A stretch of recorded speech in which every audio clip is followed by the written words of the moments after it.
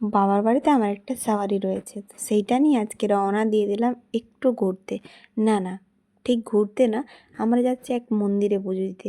এই বিয়ের আগে এই মন্দিরটায় আমি প্রায় প্রত্যেক শনিবারই আসতাম। হ্যাঁ, এই শনিবার মানেই তোমরা নিশ্চয়ই অনেকেই গেস করতে পারছো, আমি গেছিলাম শনি দেবতার মন্দিরে। বিয়ের আগে প্রত্যেক শনিবার আমি এই মন্দিরে পুজো দিতে আসতাম বাড়ি থেকে। আর বিয়ের পরে সে পুজো দিতে যাওয়াটা দূরের কথা, বাড়ি থেকে বেরোনোই প্রায় আমার বন্ধ হয়ে গেছে। তো যাই হোক, এতদিন যখন বাবার বাড়িতে রয়েছি, তো ভাবলাম চলো একটা ভিডিও তোমাদের সাথে শেয়ার করি আমাদের এই শনি দেবতার মন্দিরের।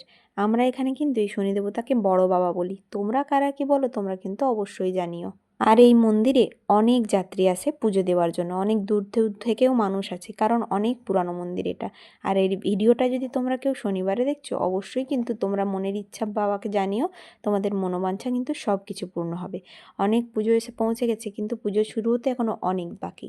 যেহেতু আমরা অনেক রোদে কড়া দুপুরের সময় গেছিলাম, তোমাদের উপাসনাকে কিছু খাইয়ে নিয়ে যায়নি বলে তাড়াতাড়ি করে কিন্তু পুজোটা দিয়েই বাড়ি চলে আসলাম, পুজো শেষ হওয়ার আগেই।